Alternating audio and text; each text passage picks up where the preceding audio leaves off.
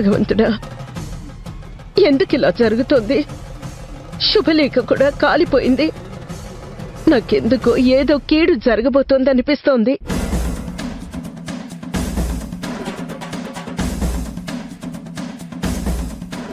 పంతులు గారు, ఇందాక గుళ్ళోకి వస్తూ ఉంటే ఒక సాధువు కూడా ప్రమాదం గురించి హెచ్చరించారు.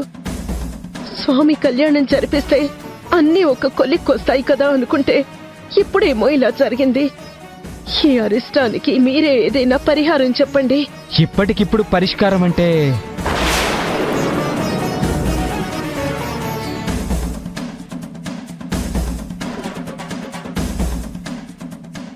అమ్మా, సకల పాపాలని పోగొట్టే తల్లి ఆ గంగామాత. పరమశివునికి గంగాభిషేకం అంటే మహాప్రీతి. మీ కాబోయే కోడలితో ఆ శివయ్యకి 108 బిందెలతో గంగాభిషేకం చేయించండి.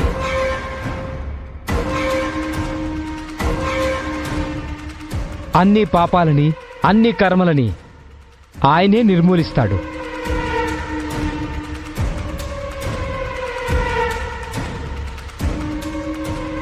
అలాగే పంతులు గారు. అమ్మా అభి, పంతులు గారు చెప్పింది విన్నావు కదా? 108 బిందెలతో అభిషేకం చేస్తావు కదా? ఈ కుటుంబం క్షేమం కోసం నేను ఏమైనా చేస్తాను.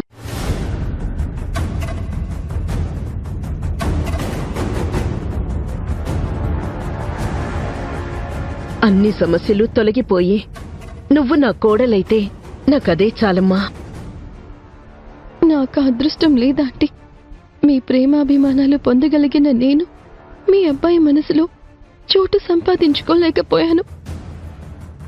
మన పెళ్లి జరగదని తెలిసి కూడా ఎందుకింత కష్టాన్ని భరించడానికి సిద్ధపడ్డావు అభి? నీ మంచి మనసుకి నాకంటే మంచి వ్యక్తి నీకు భర్తగా రావాలని మాత్రం కోరుకుంటాను.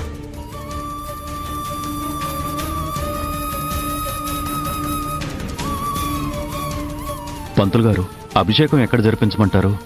నాతో రండి. సరే రండి పంతులు గారు.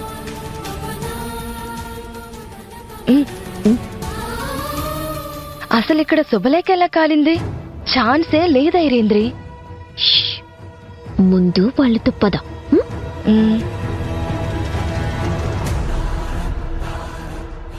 అప్పుడే ఏమైంది అభి? అసలు ప్లాన్ ఇప్పుడు అమలు చేస్తాను. ఇక్కడ శివ కళ్యాణం జరుగుతుందో లేదో కానీ రాహుల్తో నీ కళ్యాణం మాత్రం ఆగిపోతుంది.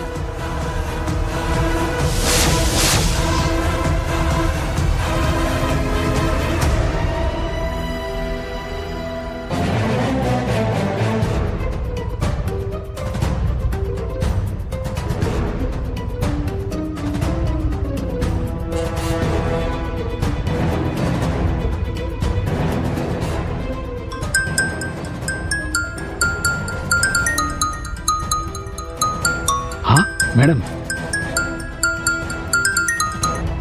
Hello madam. ఎక్కడున్నావు? మీరు చెప్పిన గుడి దగ్గరకు వచ్చాను మేడం. నేను కళ్యాణం జరిగే మండపానికి పక్కనే ఉన్నాను. అక్కడికి రా.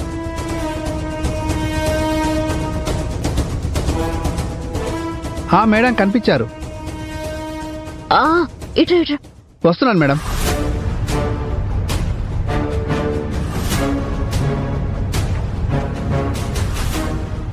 మేడం, మీరు చెప్పినట్టే పాముని తీసుకొచ్చాను మేడం, చూస్తారా? వద్దు. అది మీరు నెక్లెసా? చూసి డిజైన్ బాగుంది లేదు అని చెప్పడానికి జాగ్రత్తగా ఉంచు. ఇది నువ్వు చెప్పినట్టే వింటుంది కదా? ఎవరిని కాటేయాలో వాళ్ళకు సంబంధించిన కట్టుకునే వస్త్రం లాంటి వాసన చూపిస్తే కరెక్ట్గా వెళ్ళి వాళ్ళనే కాటేస్తుంది. ఇంతకీ ఎవరిని కాటేయాలి మేడం?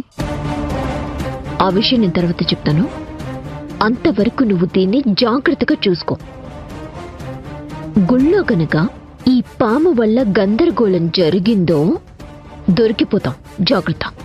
నేను చూసుకుంటాను మేడం. సరే, ఎవ్వరికీ అనుమానం రాకుండా చూసుకో. ఎప్పుడు ఏం చేయాలో నేను చెప్తాను. సరే మేడం. వెళ్ళు.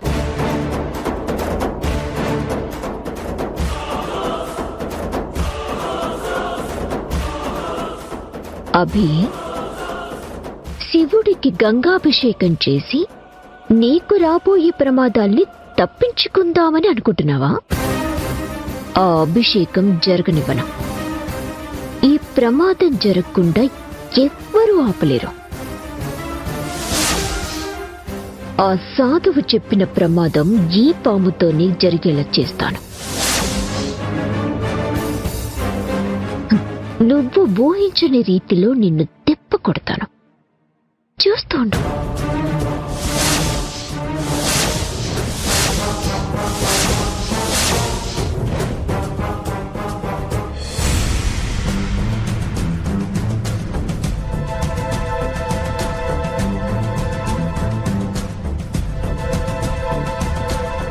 అమ్మా, శుభముహూర్తం మొదలైంది.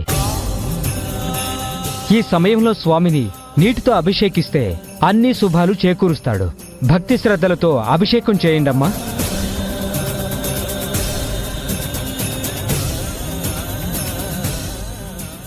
ఒక్క ముఖ్యమైన విషయం అమ్మా, 108 బిందెల అభిషేకం పూర్తయ్యే వరకు మధ్యలో ఆపకూడదు. ఎలాంటి అవాంతరం కలగకూడదు. అది ఇంకా అరిష్టం. కాబట్టి జాగ్రత్తగా చేయమ్మా.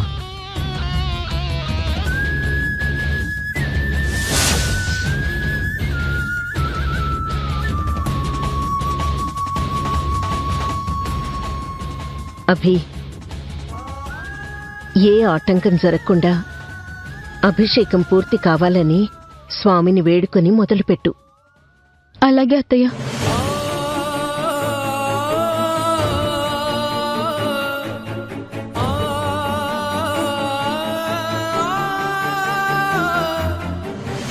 ఈశ్వర, ఈ కుటుంబం బాగుండాలని ఈ అభిషేకం చేయబోతున్నాను.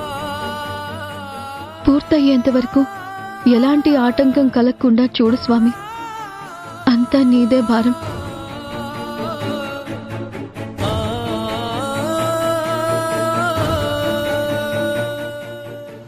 ఇదిగోమ్మా, తీసుకో. పదవి, నేను నీకు సాయంగా వస్తాను. వద్దమ్మా, అభిషేకానికి చాలా టైం పడుతుంది. అంతసేపు నాతో పాటు తిరగలేవు. నువ్వు నాన్నని చూసుకో. ఇప్పుడు అభికి హెల్ప్ చేసే సాకుతో వెళ్ళి అభిషేకంలో ఏదో ఒక ఆటంకం కలిగించాలి. జాగ్రత్త అమ్మా. సరే నాన్నా. ఉండబి, నేను నీకు తోడుగా వస్తాను. వద్దు, నా కోసం ఎవ్వరూ ఇబ్బంది పడనక్కర్లేదు.